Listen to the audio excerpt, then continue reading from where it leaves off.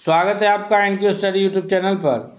सक्षमता परीक्षा के तीसरे चरण से संबंधित जो प्रैक्टिस क्वेश्चन आज हम लेकर के आए हैं, इसमें हम लोग geography, history, science, political science सभी से रिलेटेड एक एक महत्वपूर्ण प्रश्नों को जो है उसके उत्तर के व्याख्या के साथ देखेंगे। आइए देखते हैं एक एक महत्वपूर्ण प्रश्नों को। शुरू करते हैं। हमारे स्क्रीन पर पहला सवाल है कि पादप कोशिकाओं का सबसे बाहरी आवरण क्या कहलाता है। यानी यह जो प्रश्न है यह विज्ञान से रिलेटेड प्रश्न है, जिसमें पूछा जा रहा है कि कोशिका के जो बाहरी आवरण होते हैं उसे क्या कहा जाता है।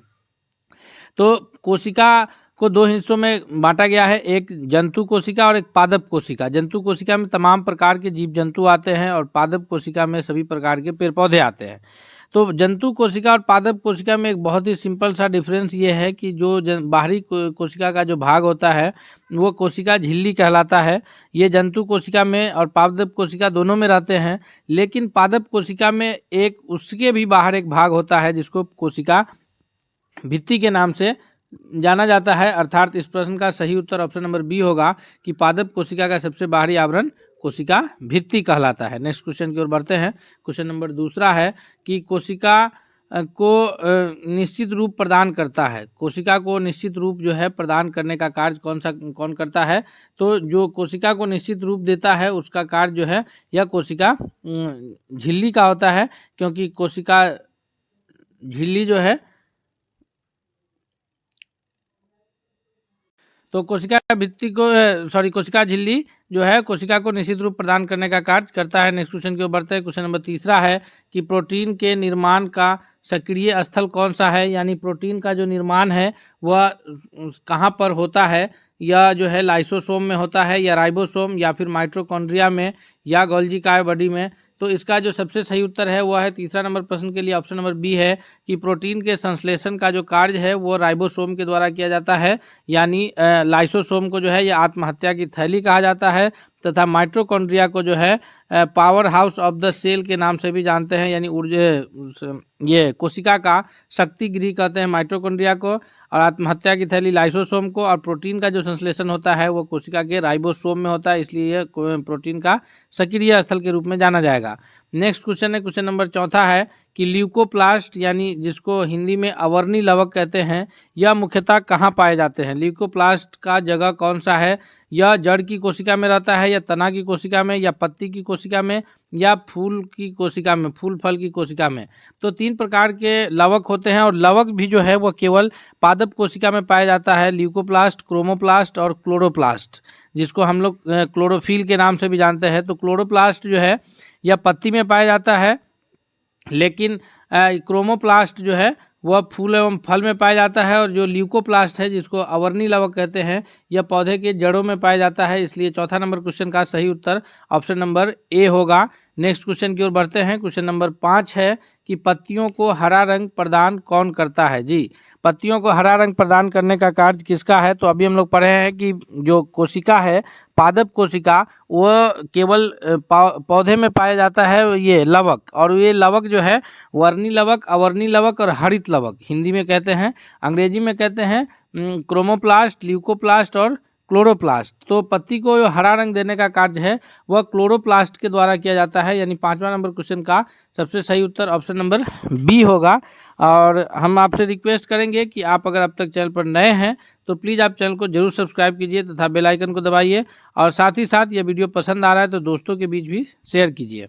अगले क्वेश्चन की ओर बढ़ते हैं। क्वेश्चन नंबर 6 है कि ध्वनि का ताप जो है तत्व, ध्वनि का जो तत्व है पिच, यह किस पर निर्भर करता है। ध्वनि का तत्व या पिच जो है यह आवृत्ति पर निर्भर करता है या तीव्रता पर या वेग पर या फिर आयाम पर। तो इसका जो सबसे सही उत्तर है 6 नंबर प्रश्न का वह है ऑप्शन नंबर ए की आवृत्ति यानी ये फ्रीक्वेंसी पर निर्भर करता है। फ्रीक्वेंसी किसको कहते हैं कि एक सेकेंड में कितना बार जो है यह साइकिल पूरा कर रहा है वह उसकी फ्रीक्वेंसी कहलाएगी, और ध्वनि का जो पिच है वो फ्रीक्वेंसी पर ही निर्भर करता है। और याद रखिएगा कि ये जो पिच है यह महिलाओं का हाई और पुरुषों का कम होता है, इसी वजह से महिलाओं की जो आवाज़ है वो सुरीली होती है। नेक्स्ट क्वेश्चन है, क्वेश्चन नंबर 7वां है कि 20 हर्ट्ज से लेकर के 20,000 हर्ट्ज बारंबारता तक की ध्वनि निम्नलिखित में से क्या है। जो 20 हर्ट्ज से लेकर के 20,000 हर्ट्ज बारंबारता की जो ध्वनि है केवल मनुष्य इसी बीच के जो है आवृत्ति की ध्वनि को सुन सकता है। आवृत्ति का जो मात्रक है वो हर्ट्ज है, जिसको संकेत HZ से लिखते हैं। तो मनुष्य के द्वारा जो है 20 हर्ट्ज से लेकर के 20,000 हर्ट्ज तक की ही आवृत्ति की ध्वनि को सुना जा सकता है। इसलिए इसका नाम जो है 7वां नंबर प्रश्न का ऑप्शन डी होगा कि श्रव्य या ऑडिएबल, इंग्लिश में ऑडिएबल कहेंगे, श्रव्य या ऑडिएबल ध्वनि ये है। तरंग का जो ये आवृत्ति है वो 20 हर्ट्ज से 20,000 हर्ट्ज होता है। क्वेश्चन नंबर 8 है कि निम्न द्रव्यों में से कौन सबसे तेज यात्रा, निम्न द्रव्यों में से ध्वनि किसमें सबसे तेज यात्रा करेगी? तो ध्वनि का जो सबसे तीव्र यात्रा होगा, ध्वनि जो है वो निर्वात में यात्रा नहीं करती है, अर्थात सी तो ऑप्शन होगा ही नहीं। ध्वनि के यात्रा करने के लिए कोई ना कोई माध्यम का होना आवश्यक है, चाहे वो माध्यम ठोस हो, द्रव हो या गैस हो। तो जैसे ठोस में जो है ध्वनि की ये जो वेग है ध्वनि का वो सबसे अधिक होता है, द्रव में उससे कम होता है और गैस में सबसे कम होता है। इसलिए 8वां नंबर क्वेश्चन का सबसे सही ऑप्शन होगा ऑप्शन नंबर ए कि द्रव्यों में जो ध्वनि का तेज सबसे अधिक तेज जो है वो स्टील में होगा। ये जो ऑप्शन है इसके हिसाब से। नेक्स्ट क्वेश्चन है कि वायु में ध्वनि का वेग लगभग कितना होता है? तो वायु में जो ध्वनि का वेग है वो लगभग जो है 330 मीटर प्रति सेकंड के आसपास वायु में ध्वनि का वेग होता है, अर्थात इसका जो सबसे सही उत्तर होगा वो ऑप्शन नंबर ए होगा। नेक्स्ट क्वेश्चन की ओर बढ़ते हैं। क्वेश्चन नंबर 10 है कि ध्वनि या ध्वनि प्रदूषण को मापा जाता है। ध्वनि को मापा जाता है, इसके मात्रक क्या है? यानी मात्रक के बारे में पूछा जा रहा है कि ध्वनि को मापने का मात्रक कौन सा है? डेसी में मापते हैं, डेसीमल में मापते हैं या फिर डेसीबल में मापते हैं? तो ध्वनि हो या फिर ध्वनि प्रदूषण हो, इसको मापने का जो मात्रक है वो डेसिबल है, अर्थात ऑप्शन नंबर सी जो है वो करेक्ट आंसर होगा। नेक्स्ट क्वेश्चन है, क्वेश्चन नंबर 11 है कि कर्नाटक राज्य में स्थित बाबा बुदन की पहाड़ियाँ निम्नलिखित में से किस खनिज के उत्खनन के लिए प्रसिद्ध है? यानी कर्नाटक राज्य की बाबा बुदन पहाड़ियाँ में कौन सा खनिज पर्याप्त मात्रा में हमें प्राप्त होता है? ये यूरेनियम है या लॉयस्क है या बॉक्साइट खनिज है या फिर मैंगनीज है? तो 11वां नंबर प्रश्न के लिए सबसे सही उत्तर ऑप्शन नंबर बी होगा कि जो बाबा बुदन पहाड़ी से खनिज की प्राप्ति होती है वह लॉयस्क है। नेक्स्ट क्वेश्चन है, क्वेश्चन नंबर 12 है कि भारत में पाया जाने वाला अधिकांश लौह अयस्क किस प्रकार का है? ये चारों जो है ये लोहे के ही अयस्क हैं, यानी इनसे लोहा की प्राप्ति होती है। हेमेटाइट, मैग्नेटाइट, सीडेराइट, लिमोनाइट, ये चारों प्रमुख रूप से लोहा के अयस्क है। लेकिन जो अधिकांश लौह अयस्क भारत में जो पाए जाते हैं वह जो है हेमेटाइट लौह अयस्क जो है भारत में पाए जाते हैं, अर्थात 12वां नंबर प्रश्न के लिए सबसे सही उत्तर क्या है? तो ऑप्शन नंबर ए है। नेक्स्ट क्वेश्चन है, क्वेश्चन नंबर 13 है कि भारत का सर्वाधिक जस्ता उत्पादक राज्य कौन सा है? यानी जस्ता जिसको जेडेन से जानते हैं, जिंक का उत्पादन भारत का कौन राज्य सबसे अधिक सर्वाधिक जिंक उत्पादन करने वाला राज्य के रूप में जाना जाता है? वह है ऑप्शन नंबर बी, यानी राजस्थान जो है यह जिंक का सर्वाधिक उत्पादन करने वाला राज्य के रूप में जाना जाएगा। नेक्स्ट क्वेश्चन है कि जिप्सम प्रचुर मात्रा में कहाँ उपलब्ध है? जिप्सम के बारे में हम लोग इससे पहले भी क्लास में किए थे कि जिप्सम जो है जिससे प्लास्टर ऑफ पेरिस बनता है, और उस प्लास्टर ऑफ पेरिस का जो इस्तेमाल है वह टूटी हुई हड्डियों को जोड़ने के लिए किया जाता है।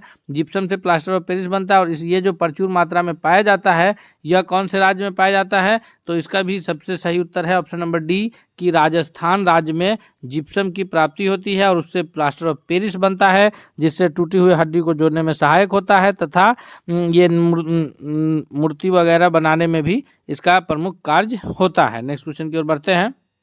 क्वेश्चन नंबर 15 है कि भारत के किस राज्य में विश्व का सबसे बड़ा थोरियम का भंडार है? जी, खनिज के भंडार के बारे में हम लोग देख रहे हैं एक एक प्रश्नों को, बहुत ही महत्वपूर्ण प्रश्न है और ये प्रश्न परीक्षा में संभावना है पूछे जाने के।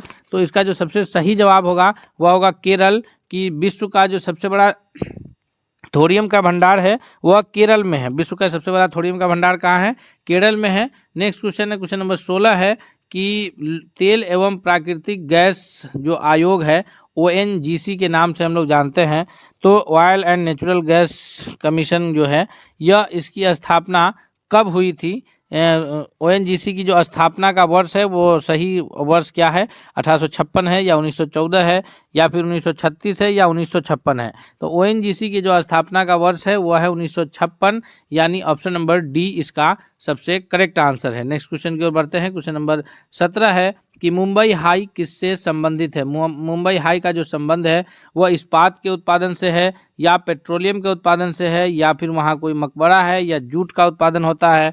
तो इसका जो सबसे करेक्ट आंसर होगा 17वां नंबर प्रश्न के लिए कि मुंबई हाई का जो संबंध है वह पेट्रोलियम के उत्पादन से है, यानी ऑप्शन नंबर बी जो है इसके लिए सबसे करेक्ट आंसर के रूप में जाना जाएगा। नेक्स्ट क्वेश्चन है, क्वेश्चन नंबर 18 है कि भारत में लिग्नाइट कोयले का ये सबसे बड़ा उत्पादक राज्य कौन सा है। तो भारत में कोयला का सबसे पहले तो हम लोग ये जानेंगे कि कोयला का दो समूह हैं, एक है गोंडवानालैंड कोयला और दूसरा समूह है जी, तो एक गोंडवानालैंड कोयला है, दूसरा टर्शियरी काल का कोयला है, और उसमें अधिकांश गोंडवाना समूह के कोयला पाया जाता है। और कोयला का जो प्रकार है वो 4 किस्म का प्रकार है कोयले का, ये लिग्नाइट, बिटुमिनस, पीट और एंथ्रेसाइट। एंथ्रेसाइट जो है वो सर्वोत्तम किस्म है कोयले का। एंथ्रेसाइट, लिग्नाइट, बिटुमिनस और पीट, सबसे जो कोयले का बेकार किस्म है वो पीट है, और सबसे जो अच्छा किस्म है वह है एंथ्रेसाइट। और इस प्रकार लिग्नाइट कोयला जो है ये मीडियम टाइप का कोयला है। इसका जो सबसे बड़ा उत्पादक राज्य है, इसका करेक्ट आंसर है ऑप्शन नंबर बी कि तमिलनाडु राज्य जो है यह लिग्नाइट कोयले का सबसे बड़ा उत्पादक राज्य है। तो कोयला से रिलेटेड ये प्रश्न है। एससीईआरटी के जो भूगोल है हमारी दुनिया के नाम से, वो इसको कवर करता है, और एनसीईआरटी भी इसको कवर करता है। तो ये जो प्रश्न है वो एनसीईआरटी और एससीईआरटी दोनों से संबंधित प्रश्न है, तो इसलिए आप लोग कंफ्यूज नहीं होइएगा। बस हम आपसे एक रिक्वेस्ट करेंगे कि यह वीडियो आपके लिए जितना सहायक साबित हो रहा है, आप प्लीज़ एक बार चैनल को जरूर सब्सक्राइब कीजिए और बेल आइकन को दबा लीजिए। तथा आप चैनल को सब्सक्राइब कर चुके हैं दोस्तों, तो आप जो है इस वीडियो को लाइक करते हुए दोस्तों के बीच भी शेयर कीजिए, ताकि सभी लोग इससे बेहतर फ़ायदा उठा सके। क्वेश्चन नंबर 19 है कि भारत की सबसे बड़ी मीठे जल की झील निम्नलिखित में से कौन सा है। मीठे पानी की झील जो है वो कौन है, उलर झील, चिल्का झील, लोकटक झील या फिर पुष्कर झील। तो भारत में जो मीठे पानी का सबसे बड़ा झील है, 19वां नंबर प्रश्न का जो सबसे करेक्ट आंसर है वह है ऑप्शन नंबर ए कि उलर झील जो है ये भारत में मीठे पानी का सबसे बड़ा झील है। क्वेश्चन नंबर 20 है कि प्रसिद्ध लैगून झील जिसको चिल्का झील के नाम से भी जानते हैं, यह कौन से राज्य में स्थित है। जो चिल्का झील है, लैगून झील, यह पश्चिम बंगाल राज्य में स्थित है, या आंध्र प्रदेश में है, या उड़ीसा में है, या फिर तमिलनाडु में है। तो 20वां नंबर प्रश्न का जो करेक्ट आंसर है वह है ऑप्शन नंबर सी कि जो चिल्का झील है यह है उड़ीसा राज्य में स्थित, यानी सी सबसे करेक्ट आंसर है। नेक्स्ट है क्वेश्चन नंबर 21 है कि भारत में सबसे बड़ा बौद्ध स्तूप कहाँ स्थित है। बौद्ध जो स्तूप है भारत में, या सारनाथ में है, सांची में है, गया में है, या फिर अजंता में है। 21वां नंबर प्रश्न का जी सबसे करेक्ट आंसर क्या है। तो सबसे बड़ा जो बौद्ध स्तूप के रूप में जाना जाता है वह सांची का बौद्ध स्तूप जो है सबसे बड़ा बौद्ध स्तूप के रूप में जाना जाता है। नेक्स्ट क्वेश्चन है, क्वेश्चन नंबर 22 है कि प्रथम जैन महासभा का आयोजन कहाँ हुआ था। जी 2 जैन ये हुआ है, और 4 जो है बौद्ध संगीति हुआ है, और 2 जैन संगीति हुआ है। तो प्रथम जो जैन संगीति का आयोजन किया गया था वह कौन से स्थल पे किया गया था। तो प्रथम जैन संगीति का जो आयोजन है 22वां नंबर क्वेश्चन का सबसे सही उत्तर है वह है पाटलिपुत्र की पाटलिपुत्र में प्रथम जैन संगीति का आयोजन हुआ था। नेक्स्ट क्वेश्चन की ओर बढ़ते हैं। क्वेश्चन नंबर 23 है कि जैन धर्म श्वेतांबर और दिगंबर संप्रदायों में विभाजित कब हो गया। यह विभाजित जो होने का समय है, या चंद्रगुप्त मौर्य के समय में हुआ था, या अशोक के समय में हुआ था, या कनिष्क के समय में, या इनमें से कोई नहीं। 23वां नंबर प्रश्न का सबसे सही उत्तर क्या है। तो इसका जो सबसे सही उत्तर है वो ऑप्शन नंबर ए है कि चंद्रगुप्त मौर्य के समय में यह हो गया था। चंद्रगुप्त मौर्य जो थे यह जैन धर्म को अपनाए थे, और इन्होंने जो है भद्रबाहु के नेतृत्व में ये श्रवण बेलगोला कर्नाटक में पड़ता है वहाँ चले गए, और वहाँ जो है सलेखना विधि से यानी खाना पीना छोड़ करके अपना प्राण त्याग किया था। क्योंकि जो है भीषण अकाल पड़ने के कारण ये लोग बिहार से वहाँ गए थे, और उसके बाद जब लोग वापस आए 8 साल के बाद लगभग, तो पटना में जब संगीति हुई तो उसमें जो है 2 ग्रुप बट गए थे, एक श्वेतांबर और एक दिगंबर। तो इस प्रकार जो है ये 2 विभाजित हुए थे चंद्रगुप्त मौर्य के समय में। नेक्स्ट क्वेश्चन है 24 नंबर प्रश्न है कि निम्नलिखित में से कौन एक त्रिपिटक का अंग नहीं है। त्रिपिटक जो है यह बौद्ध धर्म के प्रमुख ग्रंथों में से आता है। तो इसमें 3 पिटक है मुख्य रूप से, जो एक है सुत्त पिटक, एक है विनय पिटक और एक है अभिधम पिटक। तो 3 पिटक है, बी सी डी तीनों पिटक हैं, शुद्ध पिटक, विनय पिटक और अभिधम पिटक। लेकिन जो त्रिपिटक में शामिल नहीं है वह है जातक, अर्थात ऑप्शन नंबर ए जो है वो करेक्ट आंसर है 24वां नंबर प्रश्न के लिए। नेक्स्ट क्वेश्चन की ओर बढ़ते हैं हम लोग, देखते हैं अगला क्वेश्चन क्या है। तो अगला क्वेश्चन है क्वेश्चन नंबर 25 की गौतम बुद्ध के गुरु कौन थे। ये गौतम बुद्ध अपना गुरु जो है किन्हें मानते थे, ये पाणिनि को मानते हैं या फिर अलार कलाम है या कपिल है या फिर पतंजलि हैं। तो इसका जो सबसे सही जवाब है वो है ऑप्शन नंबर बी कि गौतम बुद्ध के जो गुरु हैं वो अलार कलाम, यानी बी सबसे करेक्ट आंसर है। नेक्स्ट क्वेश्चन है क्वेश्चन नंबर 26 है कि मेगास्थनीज का पुस्तक का नाम क्या है। मेगास्थनीज ने जो पुस्तक की रचना किए हैं उसका नाम क्या है। तो मेगास्थनीज के द्वारा जो पुस्तक की रचना की गई है यह सेल्यूकस निकेटर का राजदूत था, चंद्रगुप्त मौर्य के दरबार में आए थे और ये जो है इसका यूनानी शासक सेल्यूकस निकेटर के राजदूत थे और यहाँ आए तो इन्होंने अपनी एक पुस्तक की रचना की थी जिसका नाम है इंडिका, यानी ऑप्शन नंबर डी जो है इसका सबसे करेक्ट आंसर है 26वां नंबर प्रश्न के लिए कि इनके पुस्तक का नाम क्या है। तो इंडिका जो है इनके पुस्तक का नाम है। अगले सवाल की ओर बढ़ते हैं। सांची का स्तूप किसने बनवाया था। 27वां नंबर प्रश्न है कि सांची का स्तूप बनवाने का जो काम है वह अशोक के द्वारा किया गया है या गौतम बुद्ध के द्वारा या फिर चंद्रगुप्त के द्वारा या खरगेन के द्वारा। तो सांची के स्तूप का निर्माण जो है यह अशोक के द्वारा कराया गया था, यानी इस प्रश्न के लिए भी सबसे सही उत्तर 27वां नंबर क्वेश्चन के लिए ऑप्शन नंबर ए के रूप में जाना जाएगा। नेक्स्ट क्वेश्चन है क्वेश्चन नंबर 28 है कि श्रीनगर की स्थापना किस मौर्य शासक ने की थी। श्रीनगर की जो स्थापना है वो अशोक के द्वारा किया गया है या बिंदुसार हैं या फिर चंद्रगुप्त मौर्य हैं या दशरथ हैं। तो जो श्रीनगर की स्थापना है वो अशोक के द्वारा किया गया है, अर्थात ऑप्शन नंबर ए जो है 28वां नंबर प्रश्न का सबसे सही उत्तर के रूप में जाना जाएगा। नेक्स्ट क्वेश्चन है क्वेश्चन नंबर 29 है कि बिंदुसार की मृत्यु के समय अशोक एक प्रांत का गवर्नर था। चंद्रगुप्त मौर्य, अशोक जो है ये मौर्य वंश का शासक था। चंद्रगुप्त मौर्य के बाद जो है शासन मौर्य वंश का वो बिंदुसार के हाथों में गया जो कि चंद्रगुप्त मौर्य के पुत्र थे और उसके पश्चात जो है शासन अशोक के हाथ में गया। तो जिस वक्त बिंदुसार की मृत्यु हुई तो उस वक्त जो है अशोक कहाँ का गवर्नर था। इसका सही उत्तर है ऑप्शन नंबर ए कि वह उज्जैन का गवर्नर था और उसके बाद जो है अशोक जो है यह शासक बने। अगले सवाल की ओर बढ़ते हैं। नेक्स्ट क्वेश्चन है कि मौर्य काल में सीता से क्या तात्पर्य था। मौर्य काल में सीता जो है यह देवी के लिए उपयोग होता था या धार्मिक संप्रदाय था कोई या फिर राजकीय भूमि से प्राप्त आय था या ऊसर भूमि था। तो इसका जो सबसे सही उत्तर है वो ऑप्शन नंबर सी है कि मौर्य काल में जो सीता से तात्पर्य है वह है राजकीय भूमि से प्राप्त आय के रूप में सीता का इस्तेमाल होता था। नेक्स्ट क्वेश्चन है क्वेश्चन नंबर 31 है। क्वेश्चन नंबर 31 क्या कह रहा है कि किस सूफी को बख्तियार काकी यानी भगवान रोटी वाला कहा गया था। यह जो सूफी का सिलसिला है उसमें कौन सी सूफी शामिल है। शेख नसीरुद्दीन है या ख्वाजा कुतुबुद्दीन है या सलीम चिश्ती है या फिर निजामुद्दीन औलिया है। तो इसका जो सबसे सही जवाब है 31वां नंबर प्रश्न का वह है ऑप्शन नंबर बी कि ख्वाजा कुतुबुद्दीन को जो है बख्तियार काकी के नाम से भी जाने जाते हैं। बी ऑप्शन सबसे करेक्ट आंसर है। नेक्स्ट क्वेश्चन की ओर चलते हैं। क्वेश्चन नंबर 32 है कि अकबर के शासनकाल में महाभारत का फारसी भाषा में अनुवाद किया गया और उसको किस नाम से जाना गया। जी, महाभारत का जो फारसी भाषा में अनुवाद हुआ उसको इकबाल नामा के नाम से जाना गया या फिर रज़्मनामा कहा गया या अकबरनामा कहा गया या फिर ये सकीनतुल औलिया के नाम से इसको जाना गया। 32वां नंबर क्वेश्चन का जो सबसे करेक्ट आंसर है वो ऑप्शन नंबर बी है कि उसको जो है रज़्मनामा के नाम से जाना गया था। अकबर के शासनकाल में महाभारत का जो अनुवाद किया गया था। नेक्स्ट क्वेश्चन है क्वेश्चन नंबर 33 है कि निम्नलिखित में से कौन अंतिम मुगल सम्राट हुए हैं। निम्नलिखित में से जो अंतिम मुगल सम्राट है आलमगीर द्वितीय या शाह आलम द्वितीय या फिर बहादुर शाह द्वितीय या अकबर द्वितीय। तो सबसे सही उत्तर है ऑप्शन नंबर सी है कि बहादुर शाह द्वितीय, जिसको जो है बहादुर शाह जफर के नाम से भी जाना जाता है। 1857 की क्रांति में दिल्ली से इनका विद्रोह में नाम आता है और इनको जो है कैद करके भेज दिया गया था बर्मा की राजधानी रंगून। काले पानी की सज़ा दी गई थी अंग्रेज़ों के द्वारा और ये वहीं जो है वहाँ इंतकाल किए और इनके जो 2 पुत्र थे उनका भी जो है ये गर्दन काट करके और भेज दिया गया था और ये बोले कि अंग्रेज़ों के सामने मेरे 2 क्या, अगर ऐसे ऐसे कितने बेटों का सर कट जाए फिर भी जो है देश को अंग्रेज़ों से ये करना है। तो और वहीं इन्होंने जो है अपने ये पर एक शेर भी लिखा था बहादुर शाह जफर ने, जो कि बहुत फेमस हुआ था कि कितना है बदनसीब जफर कफन के लिए, और 2 गज जमी भी ना मिली कुए यार में। तो अगले सवाल की ओर बढ़ते हैं हम लोग। नेक्स्ट क्वेश्चन कौन है?